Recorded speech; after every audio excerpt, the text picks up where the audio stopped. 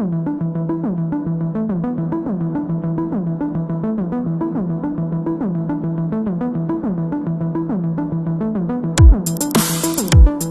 ce module de notre cours d'introduction, on a d'abord commenté les méthodes d'accélération des particules et on est maintenant en train de discuter la détection des particules.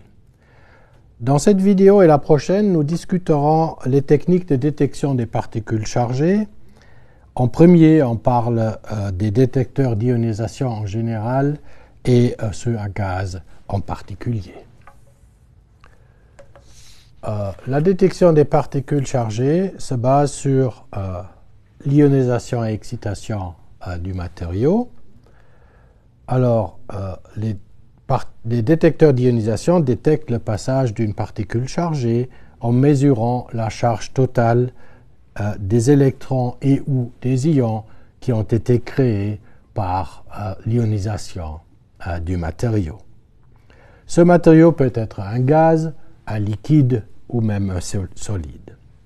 Pour récupérer les électrons et les ions, avant qu'ils ne se recombinent en atomes, il faut un champ électrique qui les sépare et qui les fait dériver vers des électrodes. Les charges induisent aux électrodes un petit courant qui peut être détecté à travers un amplificateur qui produit un signal électrique. Le nombre moyen de paires d'électrons-ions produit lors du passage est donné par la formule de Bethe-Bloch, qui vous donne le dE par dx, fois l'épaisseur que la particule traverse, fois l'énergie nécessaire pour produire une paire d'électrons-ions. Dans un gaz, cette énergie est typiquement de l'ordre de 30 électronvolts. Le nombre de charges détectées dépend de plusieurs facteurs techniques, avant tout de la haute tension qui est appliquée à ce type de condensateur, si vous voulez. Ceci distingue les régions d'opération, dont les plus importantes sont celles de l'ionisation, celles de la proportionnalité et celle de Geiger.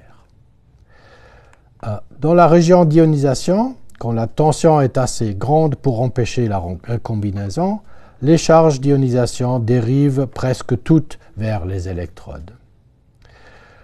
Le signal obtenu reflète donc la charge totale d'ionisation. Le désavantage de cette région est que le signal est relativement faible parce qu'il n'y a pas d'amplification des charges dans le détecteur lui-même. On doit donc utiliser des amplificateurs spéciaux avec un bruit très bas et un taux d'amplification haut.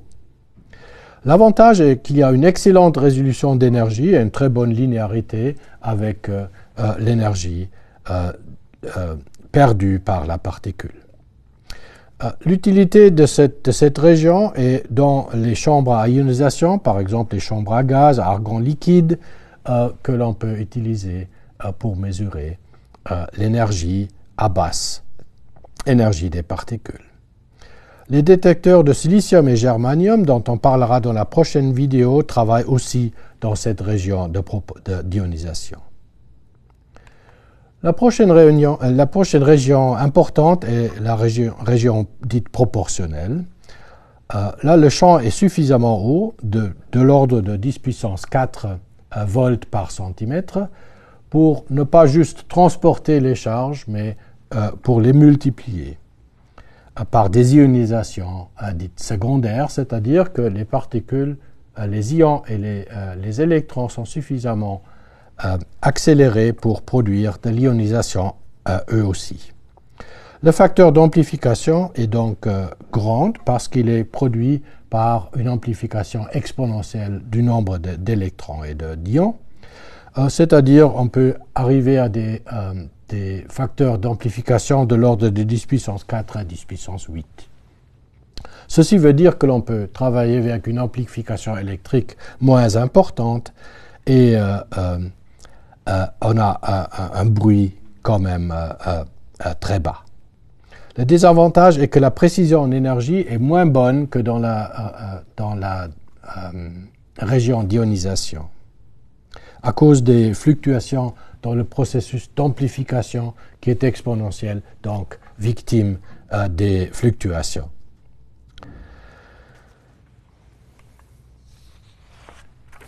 Cette région proportionnelle est surtout utilisée dans des détecteurs pour mesurer la position des particules. Un exemple est la chambre à dérive, que vous voyez à gauche et à droite, avec un schéma qui vous montre que, pour la plupart des cas, les champs électriques sont réalisés avec des fils minces qui sont mis à haute tension au lieu des plaques métalliques. Ceci veut dire que la particule perd de l'énergie pratiquement uniquement dans le gaz qui remplit le détecteur, et ceci veut dire que la mesure est non destructive.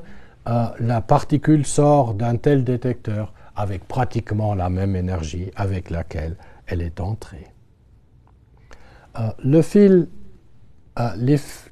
sont minces pour la raison simple que les lignes du champ électrique convergent vers ces fils et produisent un champ électrique qui est très intense autour des fils.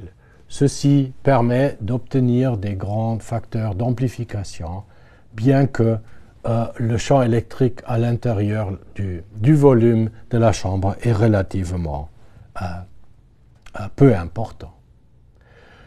Avec le temps de dérive de l'arrivée de la particule vers le fil, on peut mesurer la distance entre l'impact de la particule et le fil qui a donné un signal, et de cette manière localiser des particules à des précisions qui sont de l'ordre de 100 micromètres.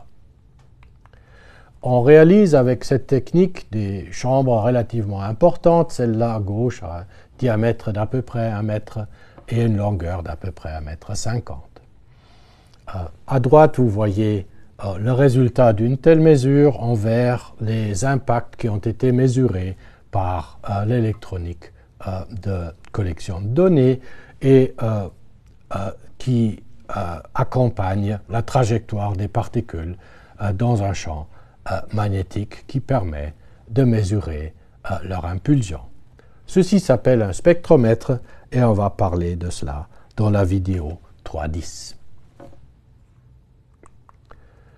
Quand on dépasse la région de la proportionnalité, on arrive bientôt dans une région où le signal n'augmente plus avec la tension que l'on applique. Cette région s'appelle la région de Geiger.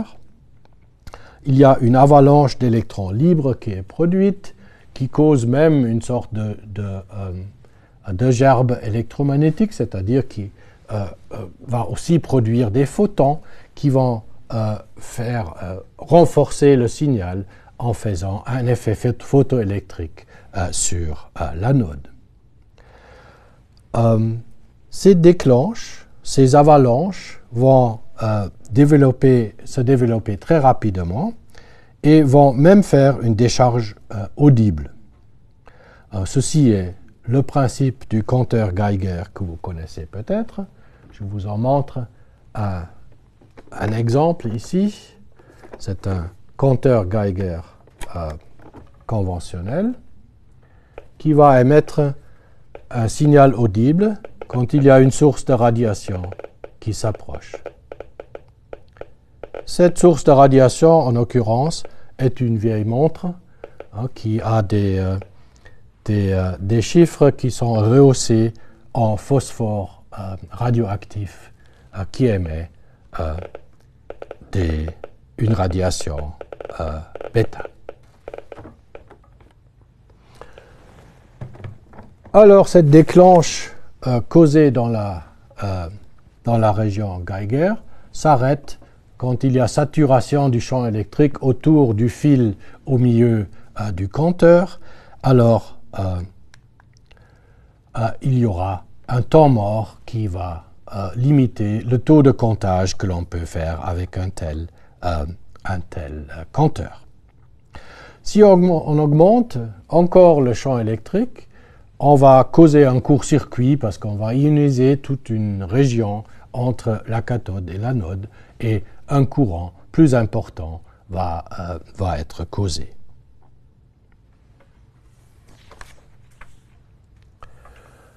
Dans la prochaine vidéo, on va vous montrer des détecteurs à ionisation qui sont basés sur des semi-conducteurs et qui correspondent à la manière la plus moderne de réaliser un détecteur à ionisation.